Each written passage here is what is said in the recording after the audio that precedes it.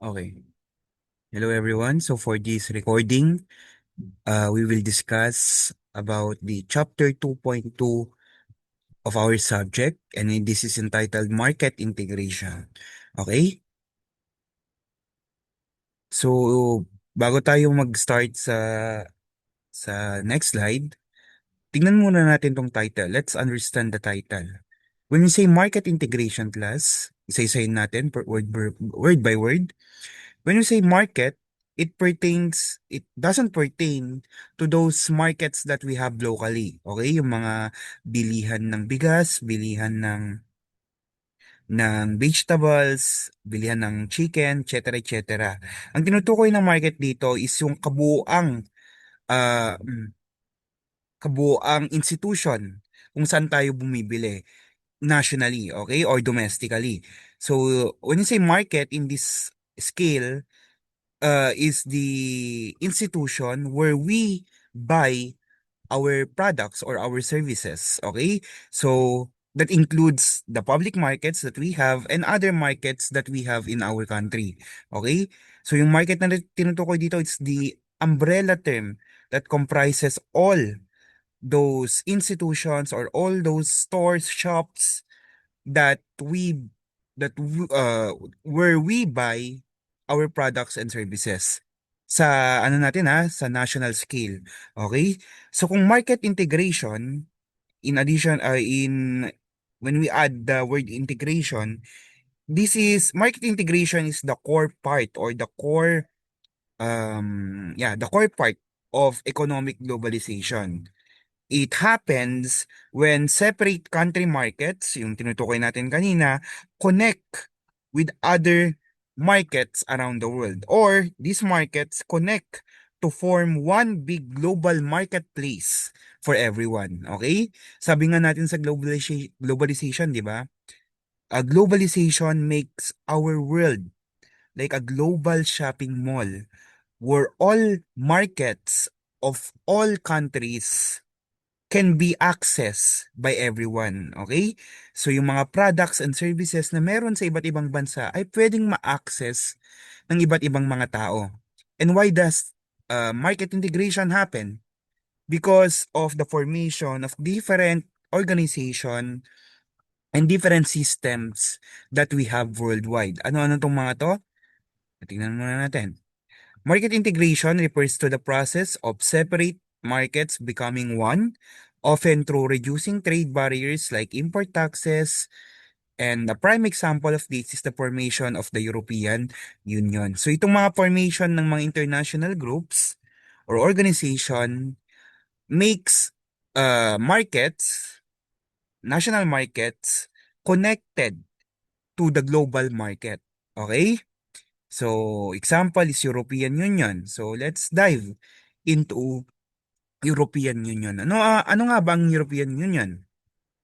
So, European Union class from the word itself, it's the union of European countries. But mind you, not every countries in Europe belongs to European Union. Okay? Hindi po lahat ng mga bansa sa Europe ay kabilang sa European Union. Pero napakahalaga ng grupong ito dahil ang European Union po ay isa sa or in fact ito yung pinakamalaking grupo na meron tayo sa buong mundo. Second to United Nation. Okay? So European Union is an international organization comprising of 27 European countries and governing common economic, social, and security policies. So hindi lang po siya about economic. They also tackle about social and security policies for those members. Okay? So um, may isang concept dito na nabanggit, yung Brexit. Ang Brexit po ay yung pag-exit ng Britain sa European Union. Now, bakit po mahalaga? Oh, by the way, ang Britain po is also the other name for the United Kingdom since ang unang pangalan ng United Kingdom is Great Britain. Okay? So, ang Brexit po, bakit po mahalaga na alam ng mga tao o bakit kailangan nating malaman yung Brexit. Ano ba yung significance nito sa atin? So since sabi ko kanina, ang European Union ay isa sa mga largest trading bloc, or in fact, largest trade bloc in our world, may epekto po yung pag-alis ng UK dito sa grupong ito. Okay? So, bago yan, umalis po ang Britain o ang United Kingdom sa European Union kasi nababahala po sila na mawala yung kanilang individual cultural identity. Kumbaga, oo. Kasi sa European Union, ang estado dyan, parang lahat ng mga miyembro dyan ay nag-share at parang nagiging isa yung kanilang samahan. So, um, sa European Union, ah, yung mga tao na nakapaloob sa European Union ay pwedeng mag-migrate freely from the other members of that European Union. Meaning to say, kung let's say miyembro ang France at ang Spain, yung mga taga-France ay freely na nakakapunta sa Spain without much of hindrances or hurdles, okay? O mga barriers na pwedeng pumigil sa kanila sa pag-migrate from going to Spain. Okay? So yun yung iniiwasan ng Britain. Iniiwasan nila yung free movement of immigration sa kanilang bansa kasi marahil yung ibang mga tao tinitake advantage nila yung pagiging kasapi nila sa European Union para makaalis at pumunta sa mga bansang gusto nila. Okay? So yun po yung iniwasan rather ng United Kingdom. At isang dahilan kung bakit ayaw din o umalis din ang UK sa European Union ay para i-restore yung kanilang national sovereignty kasi parang nakokontrol na yung kanilang governance ng European Union. Sabi ko nga kanina, class, 'di ba? Ang European Union para siyang isang malaking malaking gobyerno na namumuno sa mga kasaping membro nito, okay? O yung mga members nito. So, hindi naman sa kontrolado talaga, total control, but there's a big influence that um that takes place within the members of European Union. At yun yung ayaw ng UK kaya umalis sila. Okay? So, um umalis ang UK sa European Union noong January 31, 2020, okay? O 2020. Now, naging controversial ang Brexit o ang pag-alis ng UK sa European Union kasi hindi lahat ng mga British ay gustong umalis sa European Union. In fact, almost half of the people to voted against the exit of UK in the European Union, and the other half wants to wants to separate UK from European Union. Okay?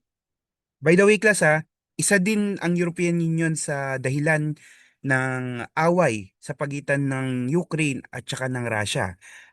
Ang Ukraine kasi ay gustong sumapi sa European Union kasi syempre kabilang naman sa Europe ang Ukraine at pangarap nilang makasali sa European Union. Pero isa sa mga kalaban o isa sa mga katunggali ng European Union o kaaway ng European Union ay ang Russia. Hindi ko masabi muna kung ano yung dahilan kung bakit galit ang Russia sa EU, pero I think it's about policies and power struggle sa sa kontinente ng Europe. Yun yung pinag-aawayan nila.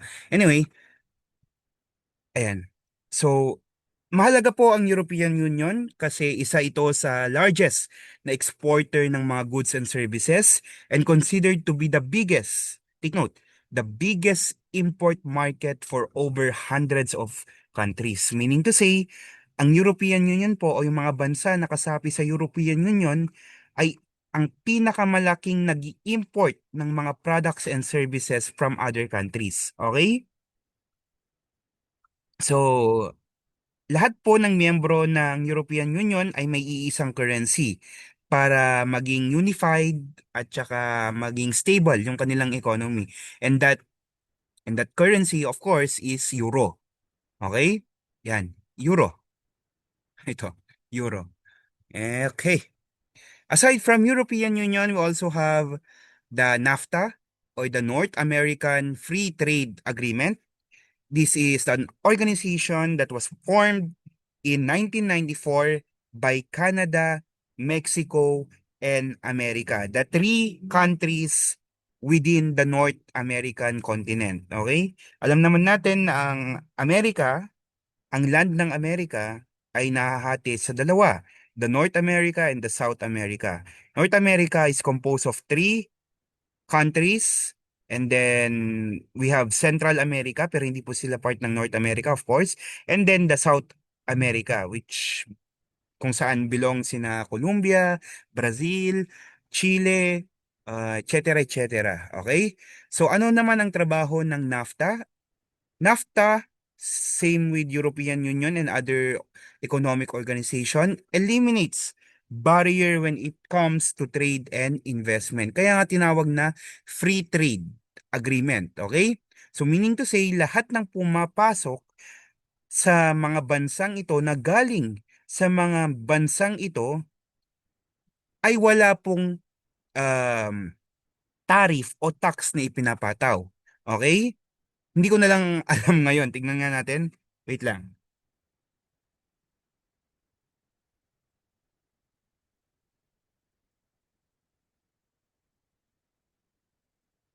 Oh, yun.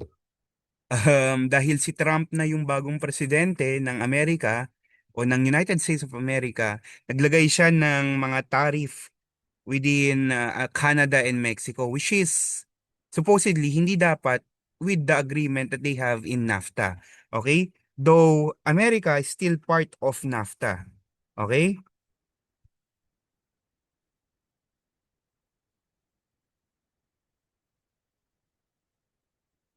Oh, correction. Dahil nagbigay nga po ng tariff si Trump sa Canada at saka sa Mexico, hindi na po officially um, operational ang NAFTA. Okay? Wala na pong North American Free Trade Agreement. Okay? So since it was formed in 1994 and actually ended on July 1, 2020. Okay, so NAFTA is already abolished or no longer in effect. Okay, though it gave a lot of influence and effect towards our trading system, global trading system. Anyway, the another international organizations in economic aspect, we have the OPEC, or the Organization of Petroleum Exporting Countries, which is a organizational cartel consisting of 12 of the world's major oil exporting nations or countries. OPEC aims to regulate the supply of oil in order to set the price on the world market. So OPEC Plus, again, is the organization of the petroleum exporting countries. And there are 12 members of this OPEC. And what are the 12 members? We have Algeria, Republic of the Congo, uh, Equatorial Guinea, Gabon, Iran, Iraq, Kuwait, Libya, Nigeria, Saudi Arabia, United Arab Emirates, and Venezuela. Venezuela is part of South America. Okay? Again, OPEC Plus holds the major oil exporting supplies in the world. Okay? Sila po yung top producers ng oil sa buong mundo at napakalaga po ng OPEC since it is a cartel. Pag sinabi nating cartel, these are groups that holds, controls, regulate, or limit the production of oil within the market, within the global market. Okay, so any decisions that they make, that this group make, may affect the prices or the economy of our planet. Okay? Hindi lang po ng iisang bansa, but the whole planet can be affected once OPEC creates decision for their own good. Okay? Ayan. Next, we have G20. G20 class is also an economic organization. The members of the group of 20. What are these 20? These 20 are the top major economic countries in the world, plus the European Union and the African Union. So yung G20 po, yung mga um, top economies, major economies in our planet, plus the European Union and the African Union. So this group represents 85% of the gross domestic product of the world, and three-quarters of uh, the world trade. Okay? So they represent the majority of our global GDP. Pag sinabi nating GDP, it's the unit that they unit of measurement that they use for the economic growth of one country. In this statement, sinasabi dito na in our global economy, 85% ang hawak ng G20 o ng mga countries that are member of this G20. Okay? So same as OPEC, any decisions or collaborations, policies that they make within this group can help or can damage the economy of our planet, okay? Of the world. So this G20 collaborates to address major global issues including economic stability, sustainable development, and even climate change. Okay? So hindi lang po siya nakafocus sa economic, but it also helps protect our environment, okay?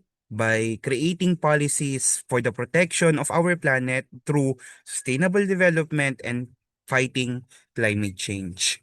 Okay? So, by the way, how can G20 help stabilize our economy?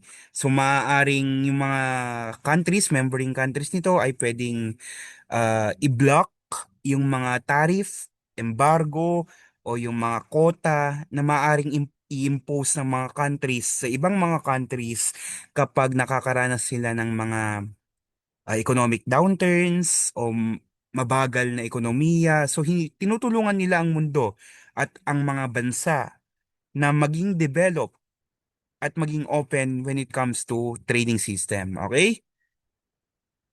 We have global corporation.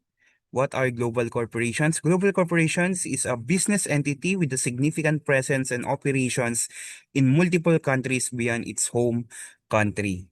In short, pag sinabi natin global corporations, these are companies or businesses that doesn't only operate in one country but also influences or have presence in multiple countries. Okay? Mga companies or businesses na hindi lang nasa iisang bansa but it can be found in different areas in our world. Okay? And there are two types of global corporations. We have the international corporations or companies and global companies. So, international companies muna tayo.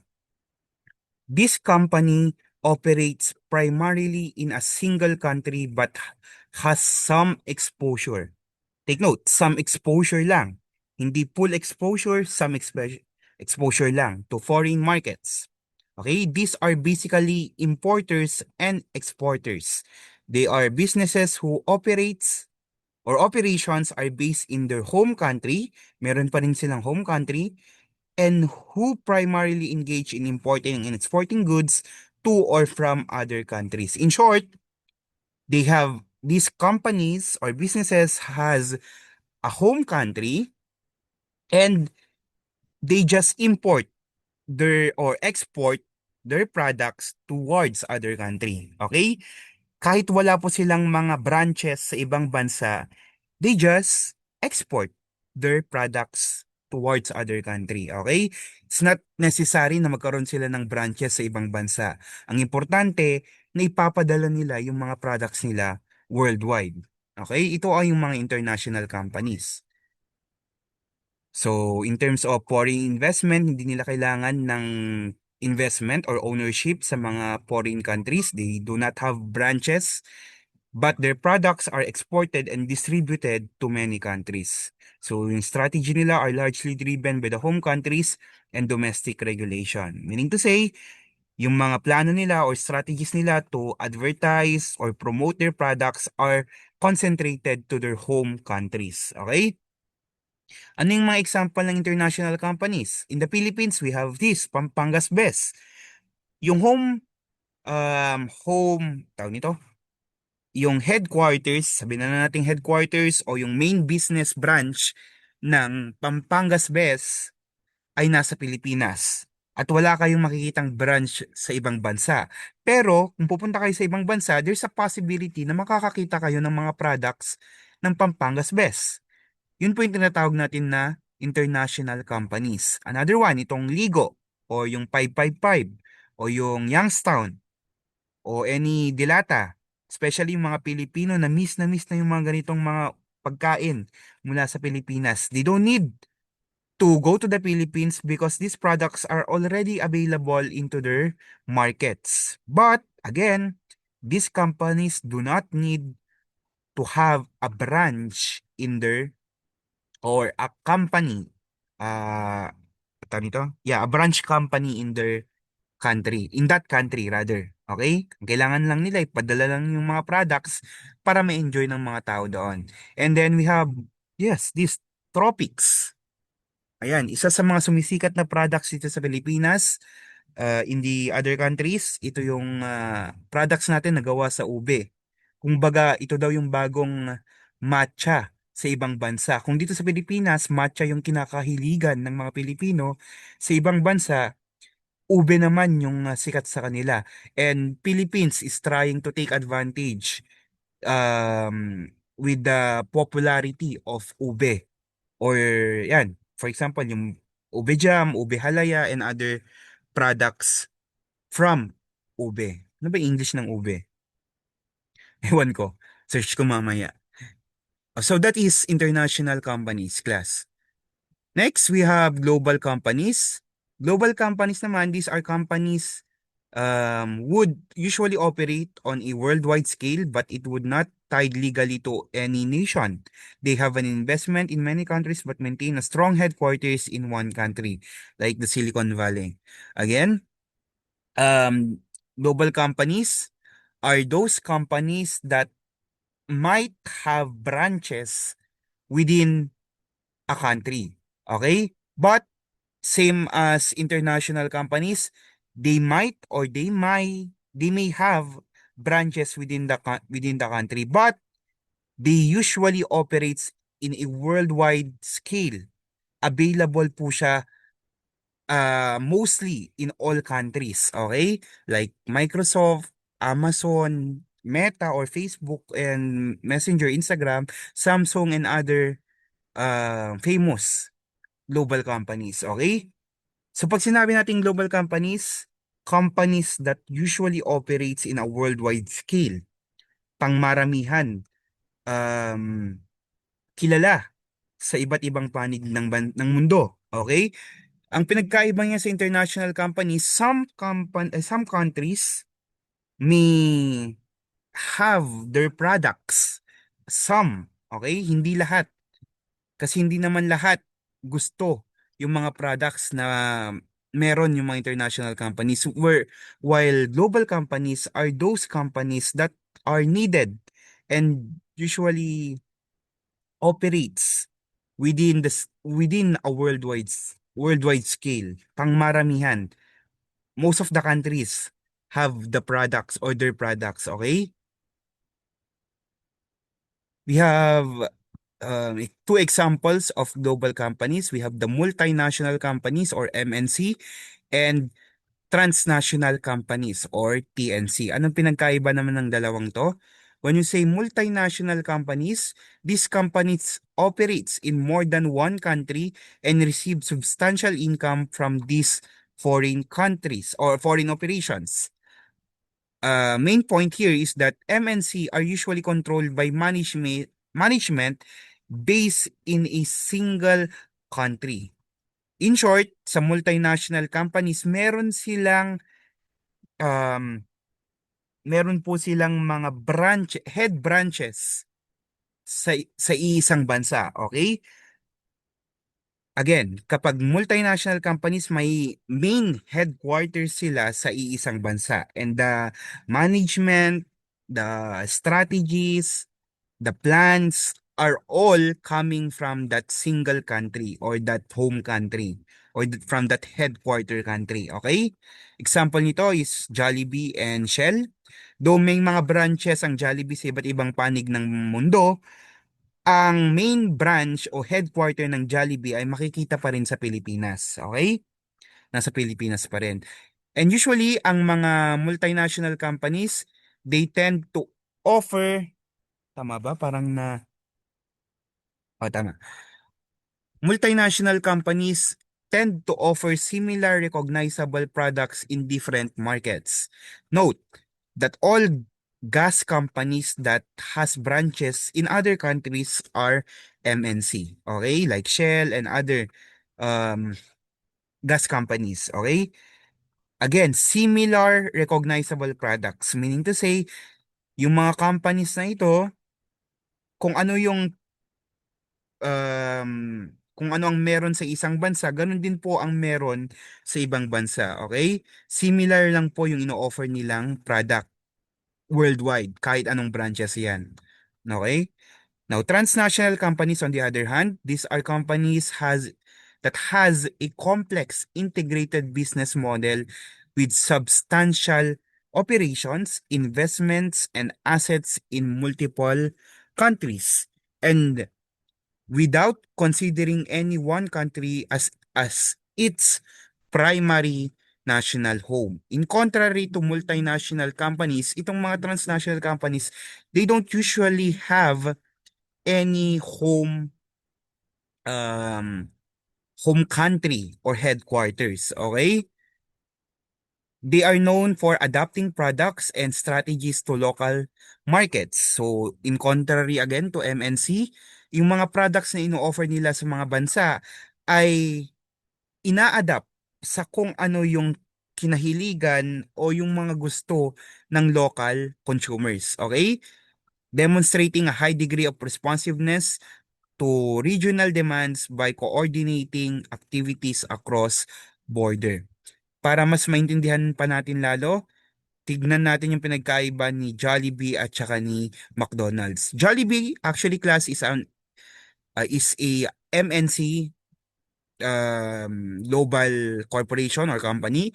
The Jollibee is a multinational corporation, not a transnational one because it maintains a strong national identity and a centralized headquarters in the Philippines.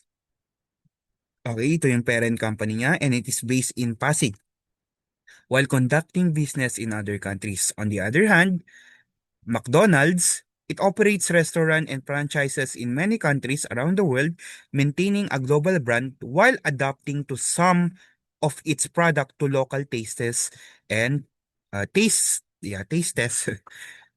and preferences. Global McDonald's also adjusts its menu to cater to local tastes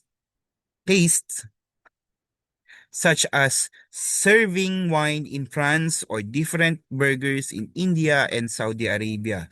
Knowing that in India and Saudi Arabia, hindi sila kumakain ng baka, kaya they adopted and they change the cook or the ingredients for their burgers in those countries. Okay?